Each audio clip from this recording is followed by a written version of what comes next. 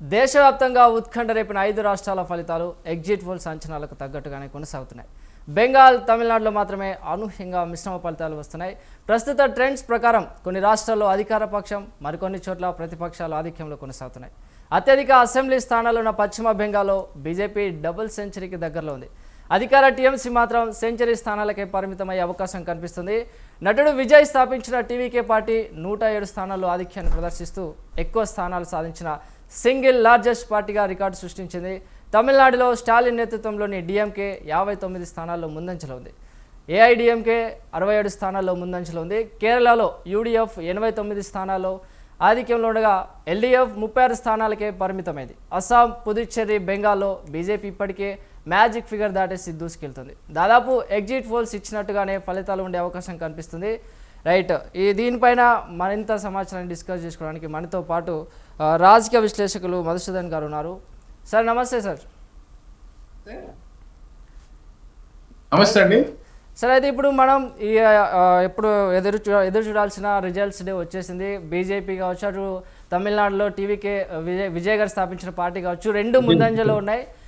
Magic ఫిగర్ని కాకుండా దానికి మించి బీజేపీ కొనసాగుతుంది అనమాట. డబుల్ సెంచరీకి దగ్గరలో ఉంది. అదేవిధంగా సింగిల్ డిజిట్ పార్టీగా రికార్డులు సృష్టించబోతుంది టీవీకే పార్టీ.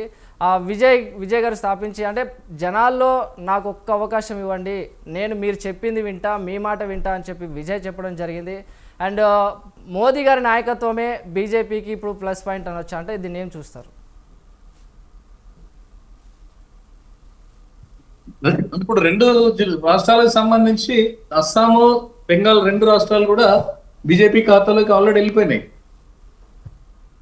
ఇవాళ తమిళనాడుకు సంబంధించిన అంశంలో మీరు అడుగుతున్నది విజయ్ కదా, విజయ్ కు సంబంధించిన అంశం అడుగుతున్నారు కదా మీరు. అవును సార్, అవును సార్. విజయ్ తను సినీ రంగము యొక్క ఫోకస్, ఆయన యొక్క గ్లామర్ ఏదైతే ఉన్నదో ఆ గ్లామర్ సంబంధించి ఆయన తీసినటువంటి సినిమాలు, ఆ సినిమాల ప్రభావం కూడా చాలా అక్కడ తమిళనాడు ప్రజల మీద పడ్డది. తర్వాత దాన్ని ఏదైతే ఫిబ్రవరి నెలలో 2 ఏళ్ల కిందట ప్రారంభించినటువంటి ఆ పార్టీ ఎన్నో ఒడిదొడులు ఎదుర్కొన్నది. ఆయన సక్సెస్ గారు, ఆయన ఫెయిల్యూర్ లీడరు, ఆయన పనికిరాడు అని చెప్పినటువంటి రాజకీయ విశ్లేషకులు కావచ్చు, సర్వేలు కావచ్చు, ఆయా రాజకీయ పార్టీలు కావచ్చు, ఆయన మీద విపరీతమైనటువంటి విమర్శలు కూడా చేసిర్రు. చాలా మంది సినిమా యాక్టర్లు తమిళనాట చాలా మంది పార్టీలు పెట్టిరు. కమల్ హాసన్, విజయ్, ఇంకో హీరో, ఒక 3-4 హీరోలు చాలా మంది సినీ ఇండస్ట్రీ నుంచి వచ్చి కొత్త కొత్త పార్టీలు పెట్టి ఆ ఎన్నికల తర్వాత మళ్ళీ కనబడకుంటే తెరమారుగా అయిపోయినటువంటి సందర్భం ఉన్నది. ఇంకొందరు ఇక్కడ మన ఆంధ్రప్రదేశ్ లో పవన్ కళ్యాణ్ వారు పార్టీ పెట్టినప్పుడు ఏ విధంగానైతే పార్టీ పెట్టిరు, ఇక ఎవరు ఎక్కడ గెలవనప్పుడు ఆ పార్టీ క్లోజ్ అయిపోతుందని ఎవరైతే అనుకున్నారో, ఆ తర్వాత నెక్స్ట్ టర్మ్ లో ఈ బీజేపీ తెలుగుదేశం తోటి అలయన్స్ లో సక్సెస్ అయ్యింది పవన్ కళ్యాణ్ గారు. అట్లనే ఈ తమిళనాట కూడా టీవీకే పార్టీ కూడా అదే విధంగా ఉంటది. ఈ ఎన్నికల్లో పర్ఫార్మెన్స్ ఏమున్నది, ఆయన 2 స్థానాల్లో కూడా గెలిచే అవకాశాలు లేవు. ఎక్కడ కూడా ఒక ఎమ్మెల్యే స్థానం రాదు. కేవలం ఒక 10% ఓట్ బ్యాంక్ తోటి కొంత రాజకీయంగా ఈ ఏడీఎంకే అన్నది ఏఐడిఎంకే డిఎంకేల మధ్యలో కొంత ఈ ఓటు బ్యాంక్ గ్యాప్ తోటి గెలుపు అవకాశాలు, ఓటమి అవకాశాలు ఈ 2 పార్టీల మధ్యలో ప్రభావం చూపిస్తాడు మాత్రమే, కానీ ఆయన గెలిచేది లేదు అని చెప్పి చాలా సర్వేలు చెప్పినాయి.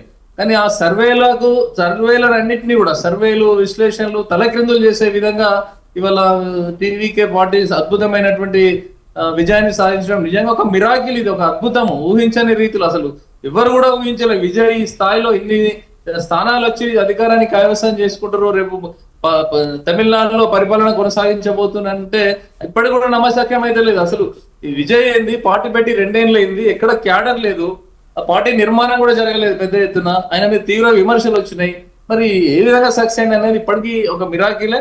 కారణం ఏంటంటే ఇంతకుముందు చెప్పినట్టుగా ఆల్రెడీ అక్కడ ఏఐడిఎంకేని చూసిండ్రు ప్రజలు, డిఎంకేని చూసిండ్రు. డిఎంకే వాళ్ళు స్టాలిన్, ఉదయనిధి మారను పొద్దున్న లేస్తే ఈ సనాతన ధర్మం మీద తిట్టడము, లేకపోతే ఈ ద్రవిడ రాజకీయం చేయడము, మనం ద్రావిడిలము, అటు హిందీ భాష మన మీద బలవంతంగా రుద్దుతున్నారు అని చెప్పి south India, north India 2 poles మధ్యలో కొట్లాట పెట్టడము.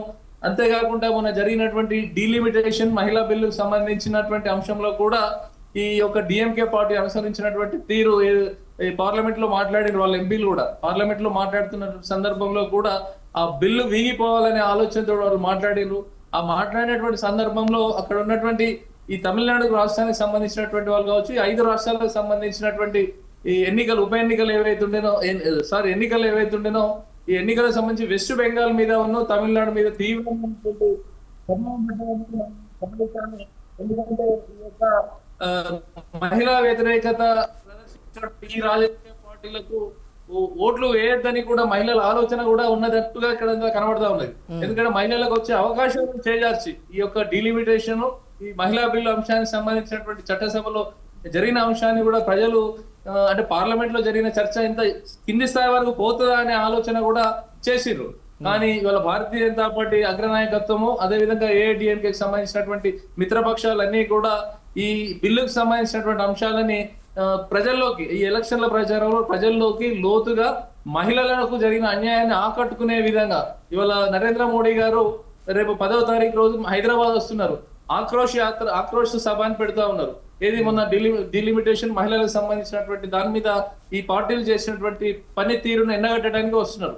ఆ కార్యక్రమాన్ని ఎన్నికల్లో విజయవంతంగా భారతీయ జనతా పార్టీకి సంబంధించినటువంటి నాయకత్వము చెప్పినప్పటికీ తమిళనాడుకు సంబంధించినటువంటి ఓటర్లు కూడా దాన్ని కూడా పరిగణలో తీసుకొని ఒక కొత్త నాయకత్వం రావాలి అనే ఒక ఆలోచనతోటి కూడా వాళ్ళు ఒక సినిమా హీరోకు ఓట్లేసి ఆయనను గెలిపించుకోవడం అనేది జరిగింది.